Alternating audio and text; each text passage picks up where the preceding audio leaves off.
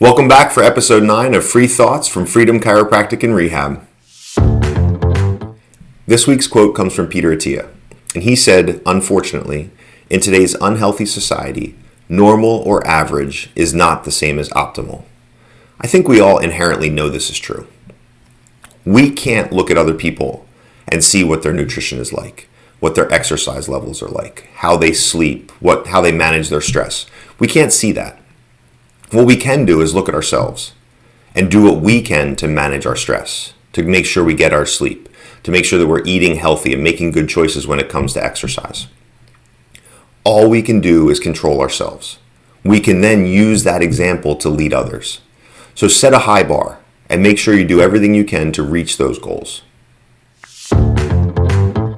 Now I want to share a couple of ideas from Peter Attia's book called Outlive. I read it last year and have returned to reading it again in bits and pieces, trying to pick up new ideas. The one that I want to share with you today, he refers to as the Four Horsemen. So he talks about the 4 things that are most likely to take us out in life. His 4 horsemen are cardiovascular disease, cancer, metabolic disease, and neurodegenerative diseases. So cardiovascular, cancer are pretty self-explanatory. Whether we're talking about heart disease or stroke or heart attacks, those would constitute cardiovascular. Cancer is self-explanatory. The metabolic disease that he talks about, he's talking about predominantly obesity and diabetes, those kinds of things. And then when he talks about neurodegenerative stuff, he's talking about Alzheimer's, dementia, even neurological things along the lines of MS and those kinds of things.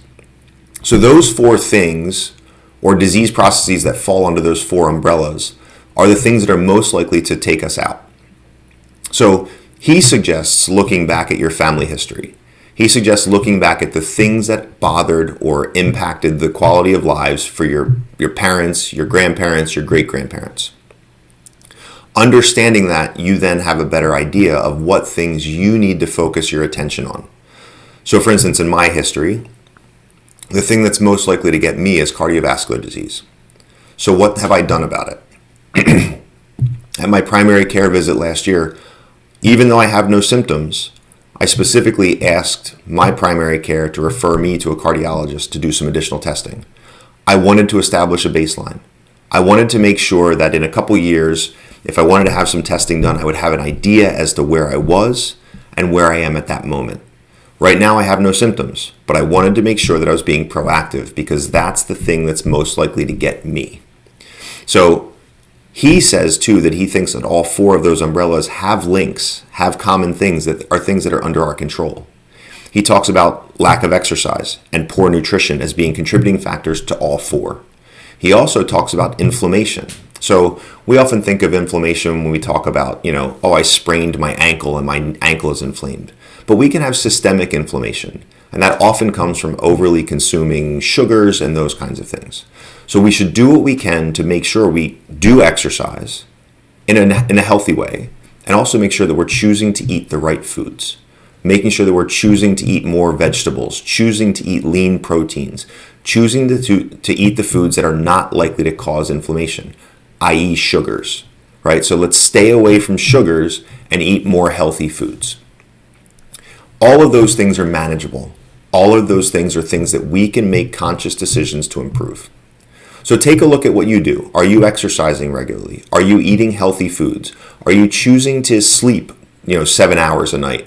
Are you choosing to manage your stress, whether it's through prayer or meditation or a long walk, whatever it is?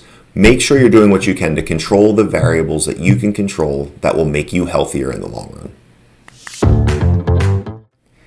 This week we share some good news, but unfortunately also some bad news. This week we're going to talk about James Harrison. Not the former NFL linebacker, but the man with the golden arm. So he wasn't known for his athletic ability, but the 88-year-old Australian passed away this week. He was known as the man with the golden arm because he donated blood plasma every 2 weeks from 1954 through 2018. He was credited with making 1,173 donations. That was recognized by the Guinness Book of World Records as the most donations ever made by anyone. It's pretty amazing. Now, why was it so important? James, while having a phobia of needles, would still go in and donate his plasma. His plasma contained within it a rare antibody known as anti-D, which is used to help women protect their new or unborn infants. So women who have a negative blood type and have a child who could potentially have a positive blood type, this helped to protect that child. He's credited with saving 2.4 million babies, unborn babies. This man made huge sacrifices and helped 2.4 million children. I think this guy deserves way more credit than he's been getting, and he deserves much more chatter than what we've been hearing.